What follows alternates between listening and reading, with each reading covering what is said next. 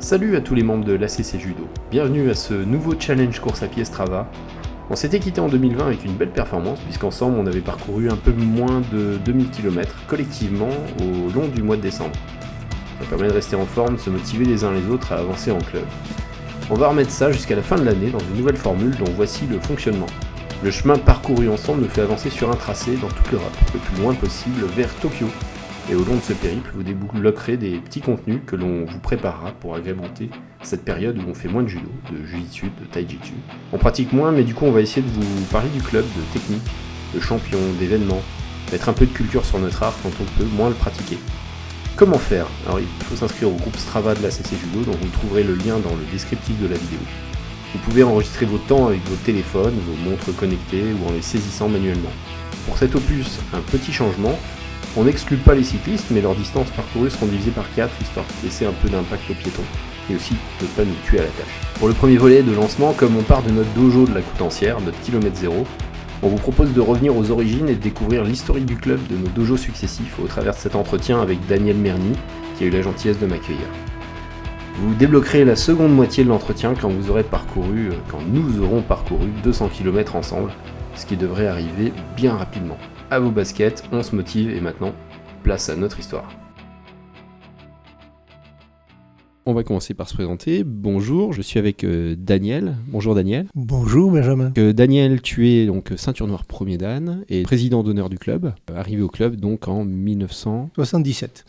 Donc avec Daniel, nous allons faire un petit tour d'horizon de l'histoire du club. On va essayer de retenir les grands événements, les choses qui ont construit le club. Je ne me suis pas présenté, je suis Benjamin, donc également ceinture noire premier dan. Je suis arrivé au club il y a 3-4 ans, donc rien de comparable. Mais j'ai la chance de faire partie de cette équipe depuis cette année au comité direct. On est parti ? On est parti. Donc le club date de 1975. Voilà.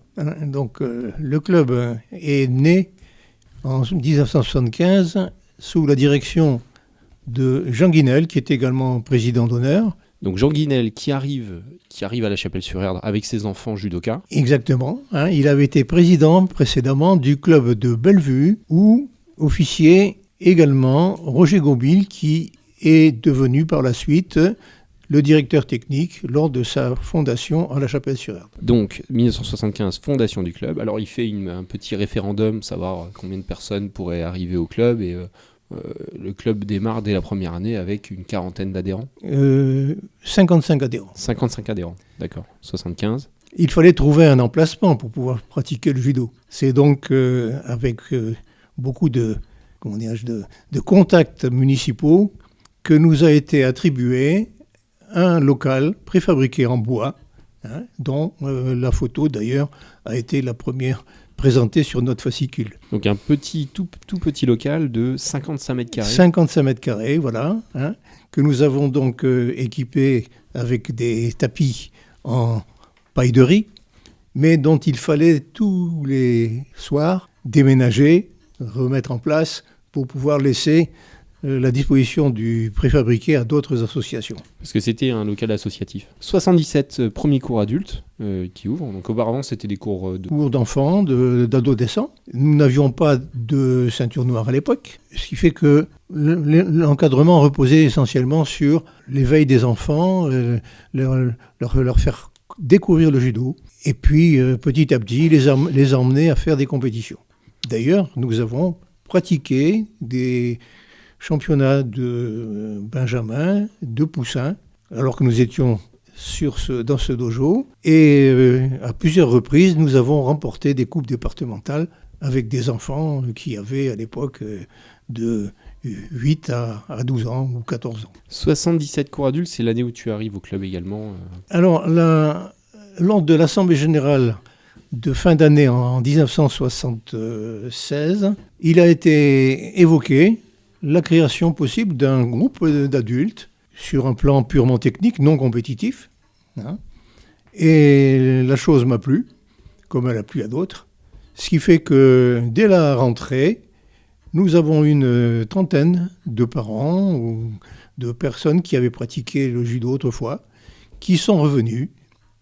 Et pour certains, qui sont restés au club jusqu'à peut-être bien les 10 dernières années. Dès la deuxième année, on a une grosse progression du nombre d'adhérents. Oui. La deuxième année, plus de 80 Oui, c'est personnes. ça. Nous étions à plus de 85, je crois. Et en 79, donc, changement de dojo, parce que c'est beaucoup trop petit, là. Voilà, donc nous avons été à plusieurs reprises à négocier avec la municipalité pour avoir un emplacement plus grand que ces 55 mètres carrés. Et nous a donc été attribué avec beaucoup de difficultés quand même le local qui se trouve avant, qui est un local situé sous le lycée, le collège de La Chapelle, là, hein, oui, et qui mesurait 96 mètres carrés. Sur c'est carrelage, non ? Du carrelage, voilà. Ce qui fait que l'entraînement sur des coussins, des tapis en paille de riz était quand même quelquefois un peu difficile. Un peu raide. Voilà.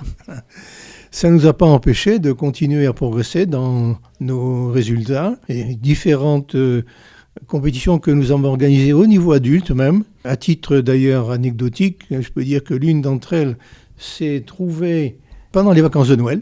Plusieurs clubs avaient envoyé leurs adultes, dont le président du club de Carquefou, qui par la suite est devenu le président du comité départemental. Je veux parler de Roger Pili. Et puis ce soir-là, il gelait tellement que malheureusement, beaucoup n'ont pas pu démarrer. Et nous avons vu, avec surprise, 2 ou 3 adultes allumer un feu sous une voiture pour arriver à réchauffer le moteur. Apparemment, ça a fonctionné. Ils sont partis comme ça. Ce jour-là, c'est le club de Carquefou qui avait gagné la coupe. Club de Carquefou qui fait partie de la JE. Voilà, avec lequel nous avons toujours été en relation assez étroite. Là, on est déjà en 79 à près de 300 licenciés, 280 licenciés. Oui. Je me souviens du jour où nous avons dépassé les 280 licenciés. C'était peu de temps avant de changer encore une fois de dojo. Changement de dojo en 81. Oui, alors en 81, nous avons eu, après beaucoup de difficultés, la joie de pénétrer dans un établissement qui se situait dans le centre de La Chapelle, qui était dévolu aux jeunes. Et malheureusement, il avait subi beaucoup de dégradations. Tout le monde y venait, même en vélo, ce qui fait que la municipalité voulait y trouver une autre destination. Ça nous a été assez facile de convaincre de nous installer là. Et donc, nous avons du coup passé de 96 mètres carrés à 125 mètres carrés. Le club continue à grandir en nombre de licenciés. Voilà. Nous avions obtenu à ce moment-là, lors d'une assemblée générale, au cours de laquelle d'ailleurs le maire avait remis la médaille de la jeunesse et sport à notre président Jean Guinel, nous avions projeté les perspectives, les projections de licenciés dans le club, et elle montrait facilement que nous dépasserions l'année suivante les 500 licenciés. Ce que personne ne voulait croire, et finalement cela s'est produit. Donc il a été de nouveau entrepris des négociations avec la municipalité, avec beaucoup de difficultés. Nous avons joué du passage d'une municipalité à une autre pour pouvoir peser sur les élections, en menaçant de faire défiler l'ensemble de nos licenciés à la place de l'église de la Chapelle-sur-Erdre. Il faut imaginer 500 licenciés qui circulent, ça voilà. Hein. Ça a parlé. Exactement. Ce qui fait que, en fin de compte, peu de temps après, j'ai été contacté par le maire qui m'a dit « Monsieur Mernier, voilà, on vous propose l'édification d'un dojo à la Coudancière, auprès du collège départemental. Et si vous acceptez que les enseignants puissent venir y faire pratiquer les enfants, à ce moment-là, on pourra, bien entendu, entreprendre cette édification. » Alors j'ai donné mon accord, bien sûr. Hein. Ce qui fait que en 89, nous avons mis en place une équipe chargée de cette édification. Nous avons réussi à faire par un architecte un projet, qu'il l'a fait bénévolement, ce qui est assez rare. Hein. Ce qui a pu montrer que le projet était faisable, quand bien même beaucoup de personnes à La Chapelle pensaient que ce n'était pas possible. Et voilà, c'était la première partie de l'entretien.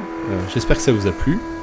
Dans 200 km, vous aurez donc droit à la deuxième partie consacrée à la construction du dojo et la suite de l'histoire du club. à tout bientôt, donc dans quelques jours si tout va bien.